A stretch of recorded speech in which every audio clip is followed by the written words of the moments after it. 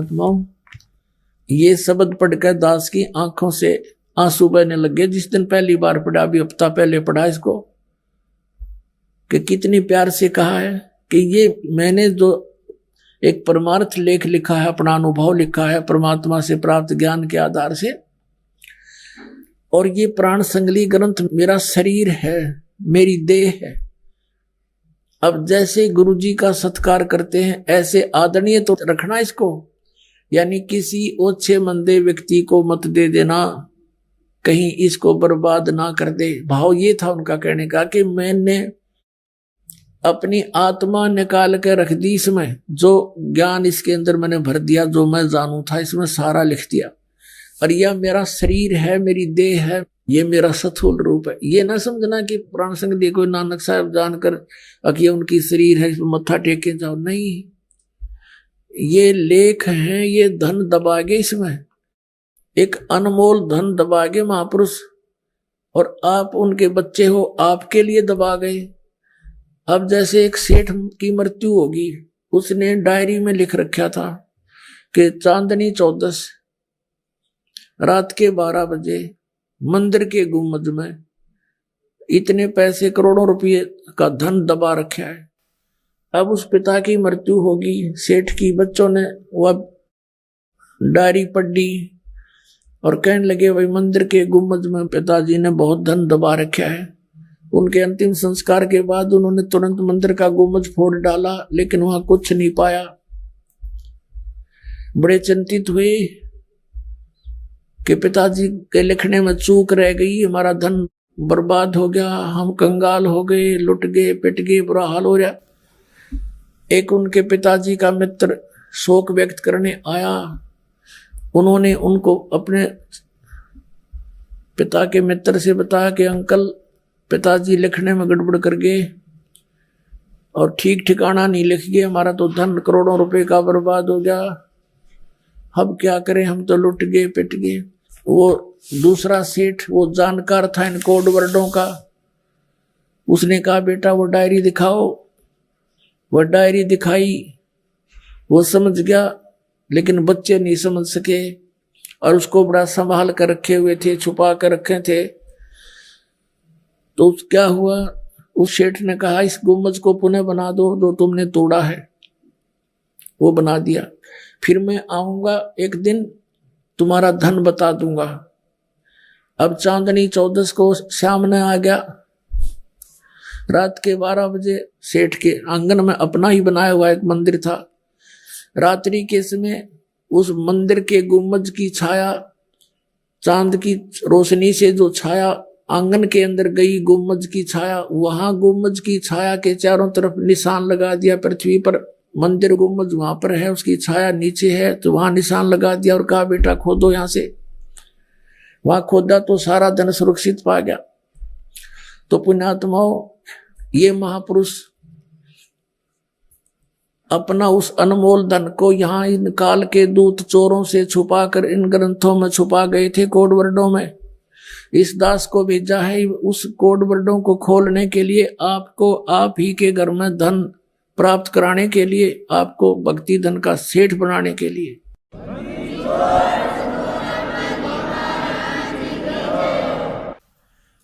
अब इसमें स्पष्ट लिखा है कि प्राण संगली नाम क्यों रखा गया, इसके बारे में वही बता सकता है जो उन्हीं कैसा होगा, यानी आदरणीय नानक साहिब जी जैसे महापुरुष, यानी उन्हीं के समान ज्ञान रखने वाले। वैसे दास उन महापुरुषों के बराबर तो नहीं हो सकता, लेकिन परमेश्वर जी की कृपा से, गुरुदेव की कृपा से इस दास को इतना ज्ञान अवश्य हो गया कि इन महापुरुषों के इस लोक को जिसमें खजाना दबा गए थे, ये खूब खोलने में सक्षम है और पूरा ज्ञान है इस दास को।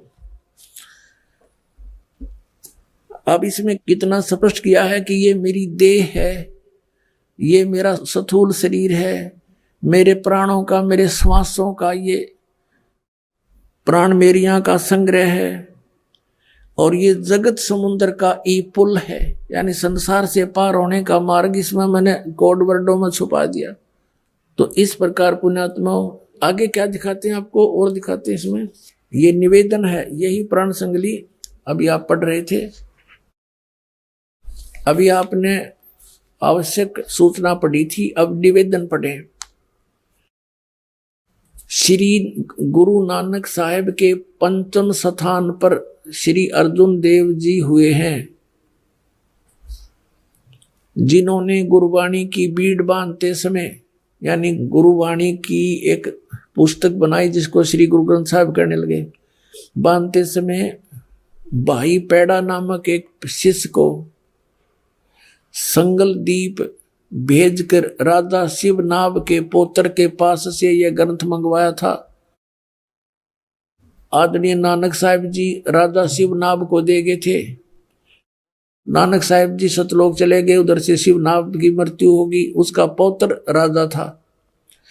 अर्जुन देव 5वीं गद्दी पर, नानक साहिब की परंपरा में 5वें गद्दी नसीन हुए, उस समय उनका पौत्र था राजा का, तो उस पौत्र से यह ग्रंथ मंगवाया था। और जिस किसी कारण विशेष से श्री गुरु ग्रंथ साहिब की बीड़ में रखना उचित न समझकर सर्वथा जल प्रवाहित कर दिया था। ओए है ये पूरी प्राण संगली जिसको नानक साहिब जी कहते हैं, ई ग्रंथ मेरी देह है, मेरा स्थूल रूप है, प्राणों मेरियों का संग्रह कहो कवच है, जगत समुद्र का पुल है। ई प्राण संगली में तैनू बख्शी है, प्राण संगली अमृत प्रवाह है, ये अजर वस्तु है, सोते ही जरी है, और 3 लोकों में से कोई संभालने वाला नहीं था। अब यहां पर देखिएगा विवेकहीनता के कारण महापुरुष ने कैसे जल में डाल दिया फिर इसको। राजा शिवनाभ के पौत्र के पास से ग्रंथ मंगवाया था, और जिस किसी कारण विशेष से श्री गुरु ग्रंथ साहिब की बीड़ में रखना उचित ना समझकर सर्वथा ही जल प्रवाहित कर दिया था। पूरी की पूरी। अब नानक साहिब तो क्या कह रहे हैं, मेरा शरीर है, तो इन्होंने नानक साहिब को डुबो दिया पानी में। और जो कि एक परम प्रेमी साधु की अत्यंत प्रार्थना से द्रवीभूत हुए गुरु साहिब के वचन अनुसार जल से निकलवाया। परमात्मा ने कृपा बख्शी, किसी एक साधु भक्त के अंदर प्रेरणा दी, अर्जुन देव जी से प्रार्थना की कि हे दाता हम इसको छुपा कर रख लेंगे, भगवान का अनमोल ग्रंथ है, अनमोल ज्ञान है इसके अंदर, हम छुपा कर रख लेंगे, किसी को नहीं बताएंगे। महापुरुष की वाणी को ऐसे जल में ना प्रवाह करो।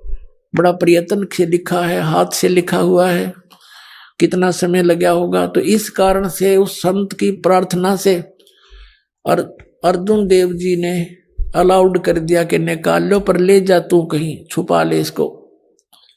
अब वो जैसा तैसे पुण्यात्मा अपने पास उपलब्ध है। अब पुण्यात्माओं, अब ये इसको फिर भी पूर्ण रूप से नहीं रखा गया। कारण क्या कि इसके अंदर बहुत डिटेल थी। नानक साहिब जी के गुरुजी परमेश्वर कबीर साहिब जुलाहा दान काशी वाले हैं, और ये 2 अक्षर का नाम इसमें रह रहकर बहुत बार लिखा हुआ था कि इस नाम के जाप से मोक्ष होगा, और नाम से मोक्ष नहीं होगा, अन्य लाभ थोड़े बहुत अवश्य होंगे। तो वो नाम इनको निकालना अनिवार्य हो गया इस दृष्टिकोण से कि कहीं सिख लोग इनका पाठ करें, गुरु नानक साहिब जी की आज्ञा की अवहेलना होने से हानि ना उठा ले, जैसे मर्दाना डूब गया होता मर जाता, ऐसी गलती कर दे कोई सिख बच्चा अनजानपने में, जिस कारण से इन्होंने अपनी बुद्धि से इसे सदग्रंथ को जल प्रवाह कर दिया। तो इस तरह की पूर्ति करने के लिए परमेश्वर ने आदरणीय गरीबदास साहिब जी के माध्यम से वो वाणी प्रकट करवाई, और गरीबदास जी का अभी जन्म हुआ 200-250 वर्ष पहले, और वो वाणी इतनी प्रसिद्ध नहीं होने दी परमात्मा ने, इसलिए ना तो उसमें भी कबाड़ा कर देंगे ये करके गड़बड़ सड़बड़, वह एज इट इज हमारे हाथ लगी।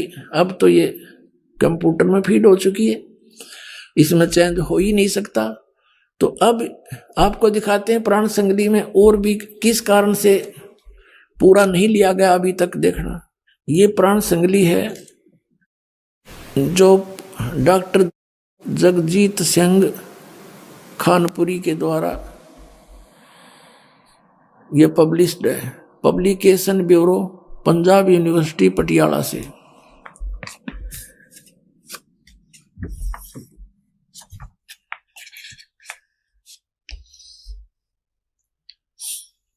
यह है पंजाबी साहित्य अध्ययन विभाग, पंजाब यूनिवर्सिटी पटियाला। यह है Pran Sangli, edited by doctor Jagjit Singh Khanpuri, MA PhD। ये दूसरी बार 1999 में छपी है। अच्छा, अब इसके यहां पर देखो, बिल्कुल 2 शब्दों में क्या लिखा है कि प्राण संगली की महिमा बताई है कि योग साधना संबंधी एक महत्वपूर्ण रचना है।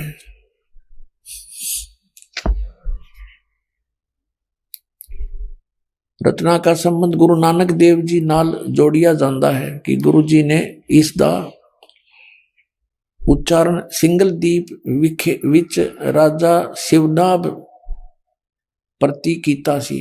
फिर भी यहां देखो, हाँ, ये फिर भूमिका के अंदर देखते हैं। भूमिका इसमें क्या लिखा है कि संत संपूर्ण सिंह ने देवनागरी लिपि विच लिखी विच जिस संस्करण दा प्रकाशन किया, जो अभी आपको दिखाया था, उस बीच कुल 80 अध्याय शामिल हन और 80 अध्यायों दे अंत ते इस दे कुल अध्याय 113 लिखे हन। इस संख्या दी पुष्टि जन्म साखियां तो भी हो जाती है, पर संत संपूर्ण सिंह ने 160 अध्यायों दे होने की संभावना वल संकेत किया है। अपने आत्माओं दास ने तो एक प्रार्थना की थी सबसे पहले कि इन 3 महापुरुषों को, आदरणीय धर्मदास साहिब जी को, आदरणीय गरीबदास साहिब जी को, आदरणीय नानक साहिब जी को विशेष ज्ञान दिया था ताकि ये इस मेरे अनमोल ज्ञान को आगे जनता तक पहुंचाएं, लेकिन मेरे बताए अनुसार ही चलें। तो उन्होंने ऐसा ही किया। आदरणीय गरीबदास साहिब जी ने इनके द्वारा लिखी वाणी को भी हम ग्रंथ साहिब बोलते हैं, श्री सतग्रंथ साहिब। सतग्रंथ है, सत यानी सच। इसके अंदर कोई किसी प्रकार का अन्य किसी महापुरुष की वाणी नहीं, कबीर साहिब की और गरीबदास जी की, नथिंग एल्स। इसमें स्पष्ट लिखा है ये 2 मंत्र हैं और ये पूरे गरीबदास पंथ में इस 2 मंत्र के जाप का कोई जाप नहीं करता। नानक परमात्मा कबीर साहब ने लिखा है, ये 12 पंथ हमी को ध्यावे, अस्थिर घर का मरम नहीं पावे। कहते 12वें पंथ हो प्रगट हो बाणी और शब्द हमारे का निर्णय ठानी है। असंग जन्म ठोड़ नहीं पावे, बहुर बहुर ये भटका खावे, 84 आवे। जैसे आदरणीय गरीबदास साहिब जी के माध्यम से अपना यथार्थ ज्ञान लिपिबद्ध करवा दिया, लेकिन गरीबदास के पंथ वालों को इसका ज्ञान नहीं।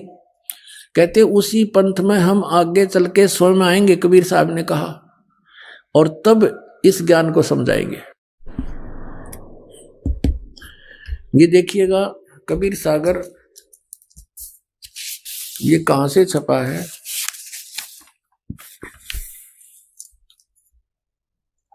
कबीरपंथी भारत पथिक युगलानंद बिहारी द्वारा परिष्कृत। और ये कहां से छपा है? मुद्रक एवं प्रकाशक है खेमरा श्री कृष्णदास, अध्यक्ष श्री वेंकटेश्वर प्रेस, खेमरा श्री कृष्णदास मार्ग, मुंबई से। यहां पर देखिएगा, काल ने कहा था मैं तेरे नाम से 12 पंथ चलाऊंगा, 12 पंथ करूं मैं साजा, नाम तुम्हारा ले करूं आवाजा। ये 12 पंथ नाम जो ले ही, हमरे मुख में आन समोही। तो 12 पंथ कौन से हैं? कबीर साहब ने बताया था, ये पद्य भाग है, 12 पंथ चलो सो भेद। अब क्या बताया कि 12 पंथ काल फुरमाना, इन 12 पंथों में काल का ही आदेश, मंत्र जाप का विधि होगी, इसका आदेश, इसी का आदेश होगा जाप विधि। और भूले जीव न जाओ ठिकाना, ठिकाना यानी सतलोक नहीं जा सकते। ताते आगम कह हम राख्या, वंश हमारा चूड़ामणि शाखा। प्रथम जग में जागू बरमावे, इन 12 पंथों के डिटेल दिया गए, उनके नाम बताए हैं, कौन कौन इनके मुखिया होंगे।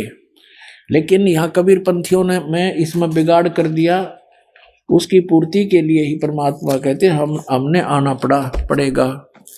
ये देखिएगा, ये है कबीर चरित्र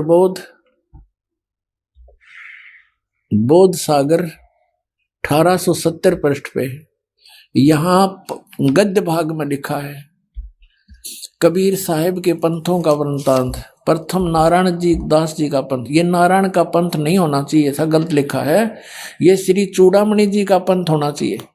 क्योंकि नारायण दास जो धर्मदास के पुत्र थे, उन्होंने तो इस कबीर परमात्मा के पंथ को स्वीकार ही नहीं किया था।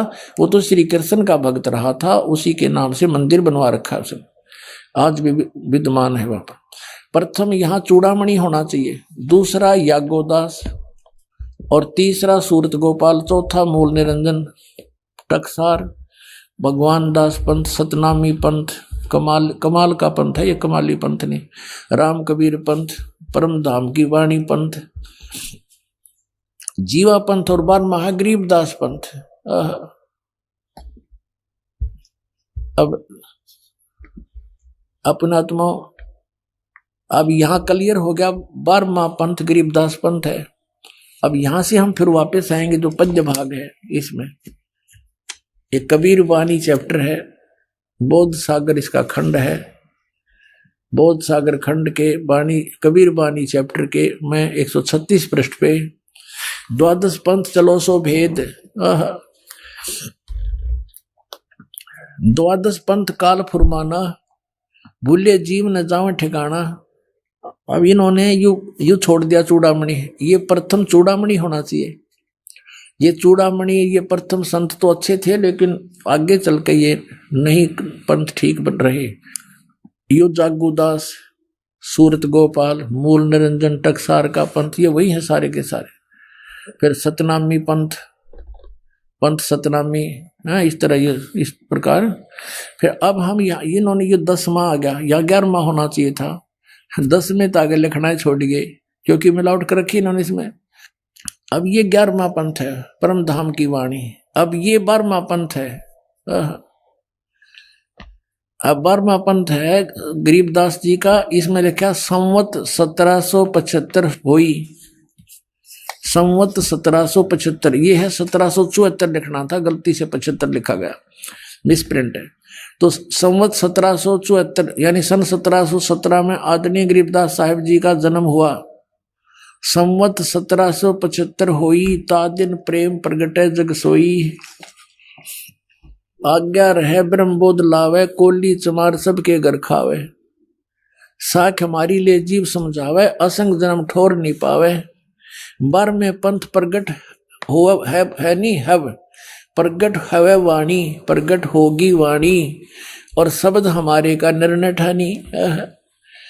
12वें पंथ प्रगट होगी वाणी, मेरी महिमा की वाणी फिर से प्रगट होगी, और शब्द हमारे का निर्णय ठानी। अस्थिर घर का मर्म न पावे, ये 12 पंथ हम ही को जावे। यानी गरीबदास के प्रगट होने के बाद जो वाणी प्रगट हो जाएगी, उसको और सभी उस वाणी का निर्णय ठानेंगे, उसके ऊपर विचार विमर्श करेंगे, लेकिन अस्थिर घर का मर्म ना पावे, ये 12 पंथ हम ही को ध्यावे। कबीर सतलोक सचखंड जरूर करेंगे, लेकिन ये मुझे प्राप्त नहीं कर सकते, ठीक ठिकाने नहीं जा सकते। फिर क्या कहा परमात्मा ने कि अस्थिर घर का मर्म न पाओ, ये 12 पंथ हम ही को ध्यावे, 12 पंथ हम ही चल आवे। गरीबदास जी का 12वां पंथ है, 12 पंथ हम ही चल आवे, और सब पंथ मिटा एक ही पंथ चलावे। कहते सब पंथों को मिटाकर एक पंथ चलाएंगे। आगे क्या कहा कि प्रथम चरण कलयुग निर्याना, तब मगर मांडो मैदाना। कलयुग का प्रथम चरण कौन सा होगा? जब मगर से परमात्मा सह शरीर जाएंगे। स्पष्ट क्या था? तब मैं मगर से जब सह शरीर जाऊंगा, वो होगा प्रथम चरण।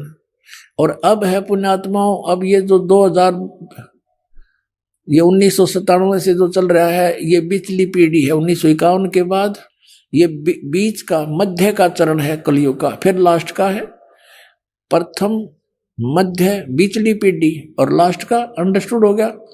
तो यहां इस बीचली पीढ़ी के लिए सारा कुछ हो रहा है, देखिएगा। कहते हैं प्रथम चरण कलयुग निर्याना, तब मगर मांडो मैदाना। अब यहां देखो, कलयुग अंत पियाना दीना। यहां क्या लिखा कि 5505 जब ये शब्द होगा सच्चा, कि जब कलयुग 5505 यानी 5505 बीत जाएगा, तब मेरी बात यह सच्ची होगी जो मैं आज कह रहा हूं तेरे को। और आगे क्या क्या, धर्मदास मोरी लाख दुहाई। ये मूल शब्द है, मूल शब्द बाहर ना जाई। ये मूल शब्द के अंदर मूल मंत्र कहो इसको, तो इस मूल मंत्र के अंदर ये सब कुछ आ जाता है। सतनाम जो 2 अक्षर का, और आदि नाम, और फिर मूल ज्ञान। ये ज्ञान जो अब आपको दास निर्णय करके बता रहा है, ये मूल ज्ञान है। अब देखिएगा, पवित्र ज्ञान तुम जग में बाखो, जग में सुनाओ पवित्र ज्ञान। मूल ज्ञान तुम गुप्त ही रखो। जो मूल ज्ञान है उसको नहीं बताना अभी। मूल ज्ञान जो बाहर पर ही, बिचली पीढ़ी हंस वंश हंस नी तरही। मूल ज्ञान जो बाहर पढ़ी, अपने से बाहर काल के दूतों का हाथ लग गया तो बिचली पीढ़ी ये वंश हंस पार नहीं हो पाओगे धर्मदास। और 33 अरब ज्ञान हम बाखा, और मूल ज्ञान गुप्त ही रखा। कहते हैं, क्या कहते हैं कि 33 अरब ज्ञान मैंने बोल दिया, लेकिन वो मूल ज्ञान तो उस दास को दूंगा जो परमात्मा ने कहा कि हम स्वयं आएंगे। स्वयं ना आए तो दास भेज दिया अपना इस गरीब दास वाले पंथ में। अब कहा 33 अरब ज्ञान हम बाखा, और मूल ज्ञान हमने गुप्त ही रखा। वो अभी नहीं दिया, कबीर सागर उमर कहीं नहीं दिया इसका विशेष भेद। वो तो इस रामपाल दास को दिया परमात्मा ने। सत्कर मान लेना पुण्यात्मा। अब क्या कहा है, मूल ज्ञान मूल ज्ञान तुम तब लग छपाई, जब लग 12 पंथ मिटाई। मूल ज्ञान तुम तब लग छुपाई, जब लग 12 पंथ मिट जाई। पुण्यात्मा यहाँ बीचली पीढ़ी लिखा है, तो कलयुग 3 हिस्सा में हो गया। या बीचली पीढ़ी, और एक पहले की एक लास्ट की। कलयुग के प्रथम चरण में परमात्मा आए, सह शरीर चले गए, सह शरीर आए थे। वो लीला करके चले गए, जो भगवान किया करता है स्वयं ही वो करते ही हैं। और जिसका गुणगान सब वेद और ग्रंथ आंखों देखा संत करते हैं। और अब हमें भगवान को पहचानने में बहुत आसानी होगी, क्यों ग्रंथ वही बतावे, वेद बतावे, और परमात्मा ने लीला करके दिखा रखी, उनका इतिहास बतावे। तो भगवान को पहचानने में देर नहीं लगेगी। फिर समाधान क्या है, सबसे बड़ी बात है समाधान की। तो समाधान ये मंत्र सतनाम है, 2 अक्षर का मंत्र है, और असार नाम है जिसको आदि नाम बोलते हैं। तो वो कौन से हैं, वो आपके रूबरू करा दिए दास ने। और इन सदग्रंथों को और इन महापुरुषों की वाणी को तो बहुत बाद में हमें पता चला है। दास ने 1994 से ये मंत्र दान करना शुरू कर रखा है। यही 3 मंत्र, 3 टाइप के, यानी प्रथम जो 5 मंत्र है, वो 5 के स्थान पर 7 देने का आदेश था। ये आदरणीय गरीबदास साहिब जी की वाणी में लिखा हुआ ये मंत्र पहले वाला। और पहले ये केवल 5 मंत्र देने थे, ये रंकार ओंकार सतनाम ये नहीं, वो मंत्र दूसरे जो आपको दिए जाते हैं। नानक साहिब जी ये नाम देते थे, लेकिन आने वाले समय में उस ज्ञान को ये आधार बना करके हमने ब्रह्मा विष्णु महेश से ऊपर चलना है। इसलिए सिख समाज के अंदर उन मंत्रों को त्याग दिया गया और केवल वाहे गुरु मंत्र का जोर दे दिया गया और केवल वाणी का पाठ ही जारी रखा। ऐसे ही परमेश्वर कबीर साहब जी ने आदरणीय धर्मदास जी को कहा था कि प्रथम 5 मंत्र देते रहना। चूड़ामणि जी को ये 5 मंत्र देने का अधिकार था, सतनाम से वो भी वंचित था।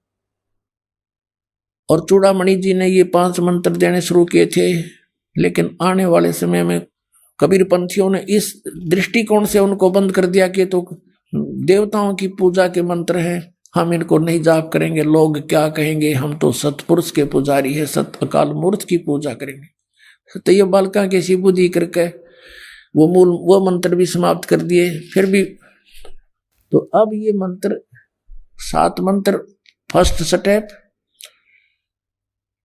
पहले केवल 5 क्यों देते थे, अब 7 क्यों देते हैं? आपको पहले ही बताता रहा दास कि ये 7 मंत्र जिसको प्राप्त हो गए और जिसने एक मंत्र का जाप भी विधिवत कर लिया, उस प्राणी को मनुष्य जीवन कंपलसरी मिलेगा और उसकी मृत्यु किसी कारण से होगी।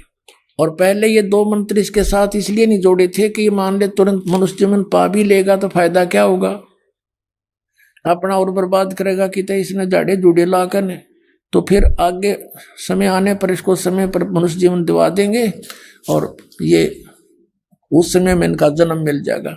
तो अब इसलिए जरूरी है कि ये पार करने सभी को।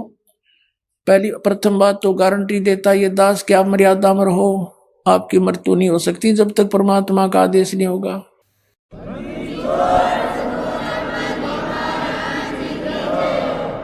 अभी क्या है कि हमारा जो समाज है वो छोटा है अभी इस सतमार्ग वाला, बाकी अन्य साधना के करने वाला समाज भरा पड़ा है।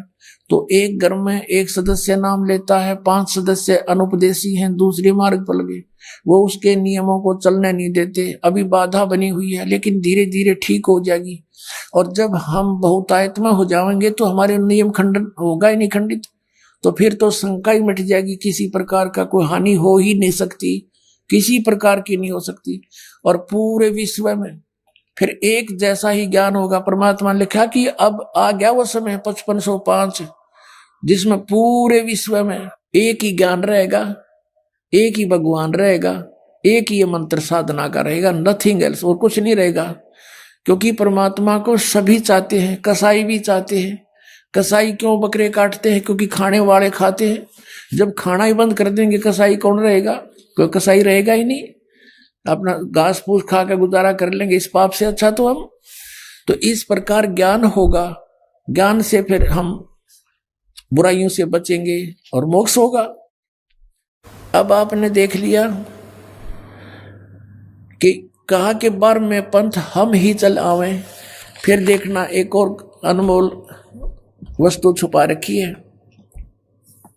ये कबीर वाणी चैप्टर 136-37 हमने पढ़ा था, अब 134 पे कितना निर्मल बात कही है वंश प्रकार कि जो उन 12-13 पंथों में जो हमारे बच्चे होंगे उनमें जो मैं भेजूंगा आत्माएं, प्रथम तो वंश उत्तम, ये नारायण दास है प्रथम वंश उत्तम, दूसरा यु जागू जुगुर है, और बर्मा पंथ जो है बर्म में वंश प्रगट हुए उजियारा, ये बर्मा पंथ गरीबदास वाला पंथ है। बर्मा पंथ यु गरीबदास वाला पंथ है। बर्म में वंश प्रगट हुए उजियारा, यानी मेरी महिमा की वाणी प्रगट होगी, थोड़ा थोड़ा रोशनी सी होगी, उजियारा सा होगा, क्लियर नहीं होगी उससे। यानी गरीबदास साहेब जी के द्वारा वाणी तो प्रकट होगी, बस उस वाणी को समझने वाला कोई नहीं होगा, जिस कारण से मेरा प्रकाश तो होगा कि कबीर की महिमा, कबीर साहब की महिमा गाई है गरीबदास ने। अनंत कोट ब्रह्मांड का एक रति नहीं बाहर, सतगुरु पुरुष कबीर हैं ये कुल के सृजनहार। लेकिन इस पॉइंट पर कोई गरीबदास वाला दृढ़ नहीं है कि कबीर इज गॉड, दास उसी पंथ से बाहर निकले हुए हैं। वो केवल कबीर साहब को सतगुरु मानते हैं और गरीबदास जी को भी सतगुरु मानते हैं और श्री कृष्ण विष्णु को भगवान मानते हैं ये गरीबदास पंथ वाले। लेकिन गरीबदास जी नहीं मानते थे, उनके ये समझ नहीं सके इनको, इन कोड वर्डों को।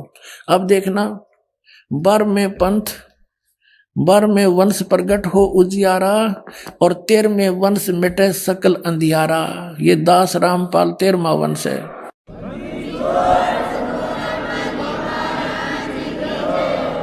अपने आत्माओं, अब ये निर्णय करते हैं आपके समक्ष के अब वर्तमान में कलयुग कितना बीत गया। पवित्र हिंदू धर्म में इन शंकराचार्यों के द्वारा रची गई पुस्तक एक ऑथेंटिक रिकॉर्ड माना जाता है। इन्हीं से हम स्पष्ट करते हैं कि वर्तमान में कलयुग कितना बीत चुका है। देखिएगा, ये एक पुस्तक है ज्योतिर्मय ज्योतिर्मठ,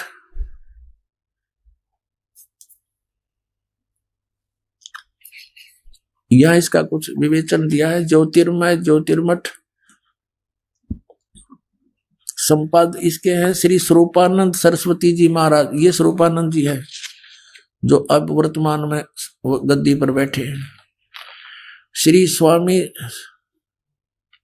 ये दो मठों के अधिकारी हैं, ज्योतिष मठ पीठाधीश्वर और द्वारका पीठ के, ये दो के इंचार्ज हैं सरस्वती। अब यहाँ क्या लिखा है, यह है संपादक, लेखक एवं संकलनकर्ता विष्णुदत्त शर्मा, अध्यक्ष आध्यात्मिक उत्थान मंडल दिल्ली। प्रेरणा स्रोत श्री सुबुद्धनाथ ब्रह्मचारी जी, मुद्रक फाइन प्रिंट एंड पैक्स। ये देखो, अखिल भारतीय आध्यात्मिक उत्थान मंडल, 1/3234 गली नंबर 2, रामनगर विस्तार, मंडोली रोड, सादरा दिल्ली। ये इनके फोन और फैक्स नंबर है। इसमें देखिएगा इसके 11 पृष्ठ पे आदि शंकराचार्य का संक्षिप्त जीवन।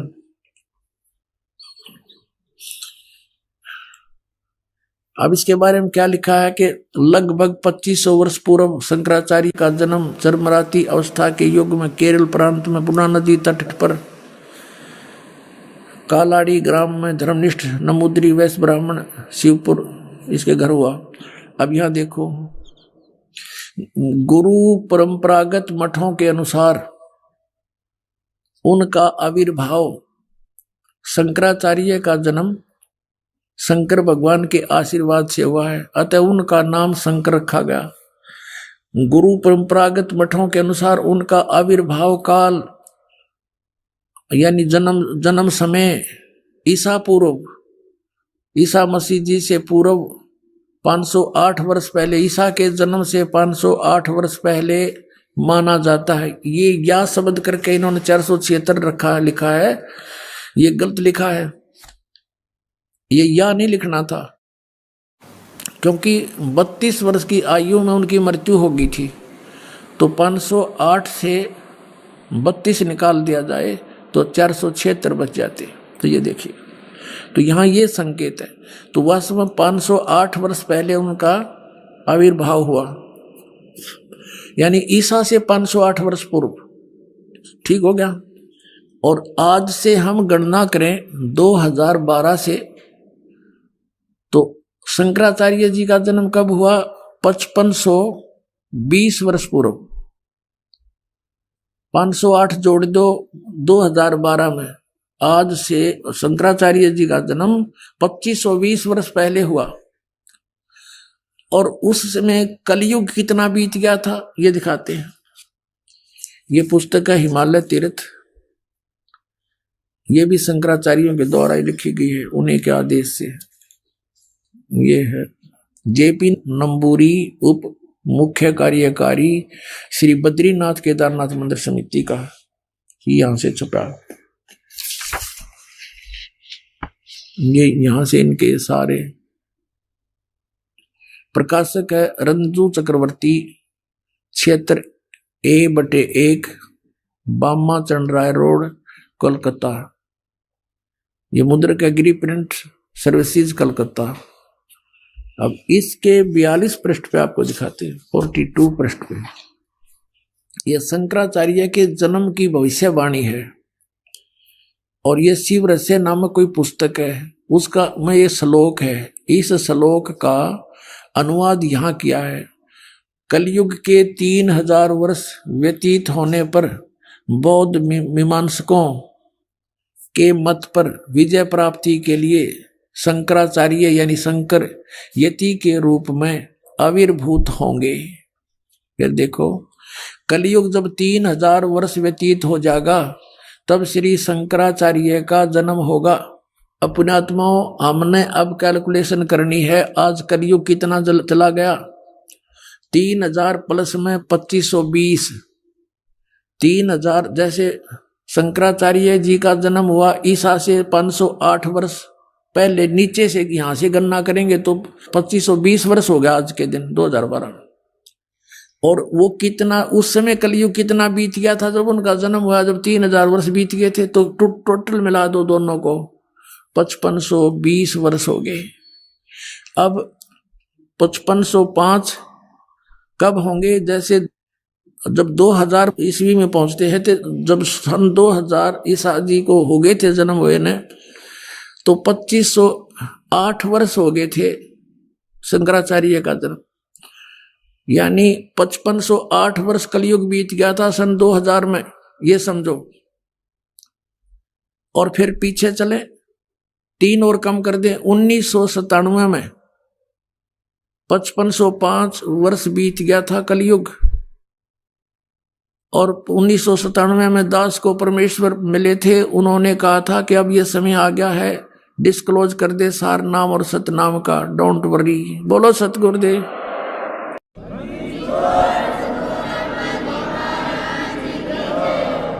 अपना आत्मा ये ना सोचना कि दास बनावटी बात बनाकर अपने मूर्ख बनाना चाहता, नहीं, आपको बहुत बुद्धिमान बनाना चाहता है और सच्चाई से परिचित कराना चाहता है कि उस समय दास ने इसको देखा भी नहीं था कि ये क्या, इतना गहराई से नहीं जाना था कबीर सागर को भी, लेकिन जो मालिक ने लेख लिख दिए वो अपने समय पर अपने आप होते रहते हैं।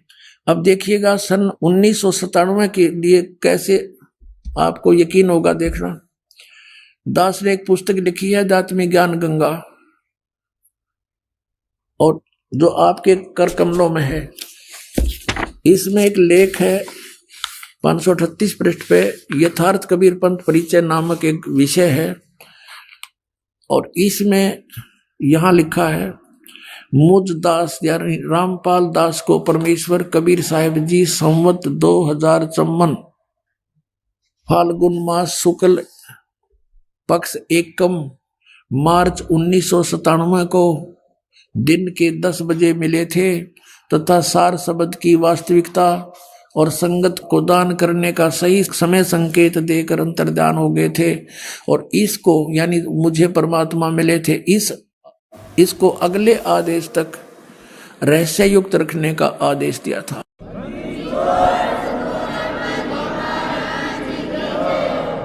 और फिर परमात्मा ने एक और अनमोल खजाना अभी 10 दिन के अंदर अंदर हमें दिया है, ये और आपके रूबरू कराना चाहता है दास। ये देखिएगा, एक है सूक्ष्म वेद बोध। इसमें परमात्मा ने 600 वर्ष पहले कहा था, धर्मदास एक ऐसा समय आएगा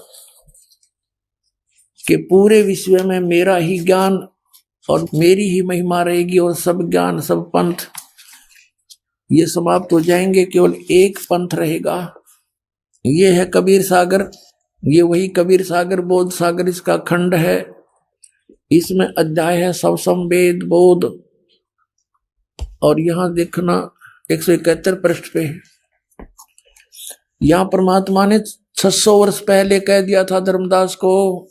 यहां से नीचे से देखेंगे, कबीर सत्य कबीर वचन यानी कबीर परमेश्वर के वचन है ये। अब यहां कबीर साहब बोलते आ रहे हैं, तो यहां देखिएगा, इसमें लिखा है कि 5 सहंस और 5500 जब कलयुग बीत जाए, जब 5500 यानी 5500 कलयुग बीत जाएगा, तब महापुरुष फरमान जग तारण को आए। परमात्मा ने कहा था कि जब 5500 वर्ष कलयुग बीत जाएगा तब महापुरुष फरमान तब जग तारण को आए। हिंदू तुर्क आदि सब है जेते जीव जहान, और सतनाम की साख गए ये पाव पद निर्वाण। अपना आत्माओं परमात्मा का आदेश लेख है ये बहुत पहले का, अब ये सच्चा होना ही था। क्या कहा कि हिंदू तुर्क माने मुसलमान, हिंदू मुसलमान आदिक और भी जितने भी, जैसे कोई भी सिख धर्म है, ईसाई धर्म है, या अन्य कोई डिवाइड हो गए, कोई पंथ बन गए हैं, ये सभी जेते जीव जहान और सतनाम की साख गए, यानी सतनाम को प्राप्त करके और पावे पद निर्वाण। निर्वाण माने मोक्ष पद प्राप्त करेंगे, सबका मोक्ष हो जाएगा जो भी शरण में आ जाएंगे, सतनाम लेंगे। यथा शरीतगण, ये सब कैसे होंगे, एक सब पंथ मिटा के एक पंथ चलावें, वो कैसे मिलेंगे, कैसे? देखो इस ज्ञान के आधार से ऐसे आएंगे। यथा शरीतगण, शरीतगण माने सभी दरियाएं नदियां, आप ही मिले सिंधु में धाये, जैसे दरिया स्वाभाविक ही सिंधु यानी समुद्र में दौड़ के जाती हैं, उनके बस की बात नहीं, अपने आप उनका फ्लो बन जाता है। यथा शरीतगण आप ही मिले सिंधु में धाये, सत सुकृत के मध्य तिमि ये सभी पंथ समाये। जिस प्रकार नदियां अपने आप समुद्र में जाकर मिल जाती हैं, पूरी स्पीड के साथ जाती हैं, ऐसे ही उस सत सुकृत के मध्य यानी उस सच्चे पंथ मैं चलाऊंगा उसके मध्य में ये सभी पंथ समाएंगे, ऐसे जैसे दरिया जाके समुद्र में समाती हैं अपने आप।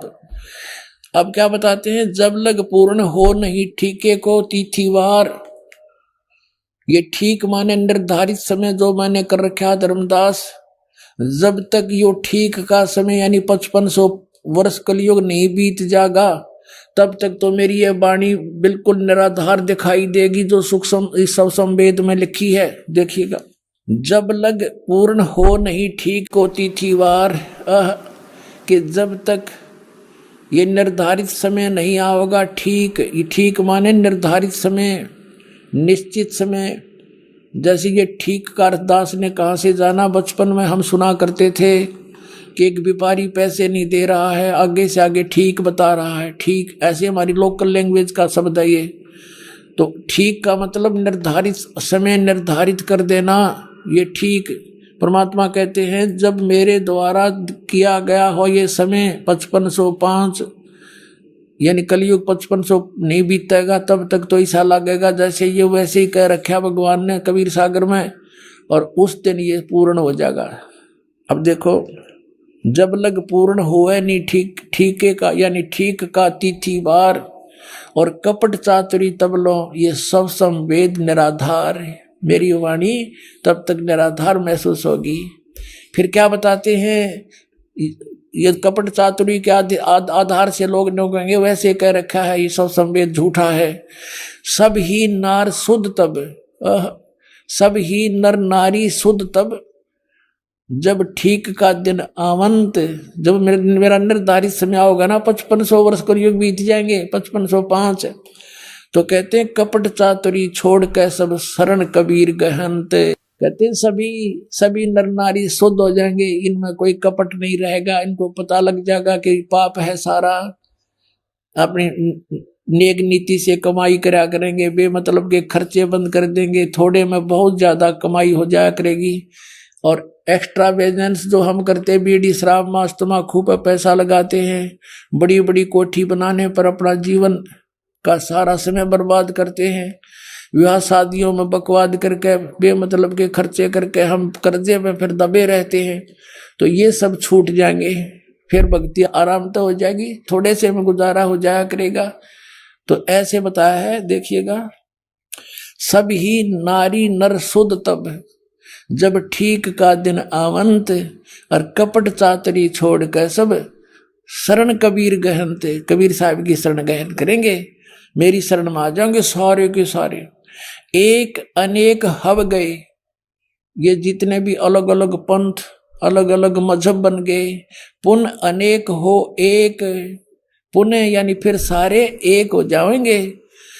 एक अनेक हव गए हो गए, और पुनः अनेक हो एक, हंस चले सतलोक को सब सतनाम की टेक। अपने आत्मा, ये सतनाम की कितनी कीमत बताई है कि सतनाम के जाप से सभी जो शरण में आ जाएंगे कबीर परमेश्वर की इस दास के माध्यम के, रामपाल दास के माध्यम से, तो सभी हंस चले सतलोक। सब कौन? सब जो सतनाम की टेक, सतनाम को प्राप्त करके नियमित रहेंगे, सभी सतलोक चले जाएंगे, टोल के टोल जाओगे, मेला का मेला भरा जाएगा। सत्कर मान लियो पुण्यात्मा, आपको पता भी नहीं लगेगा। जैसे अब ये बच्चे जाते हैं प्रचार करने, ऐसे जाया करेंगे सतलोक में, चलो सतलोक में, आपका एक कदम सतलोक में होगा यहाँ से।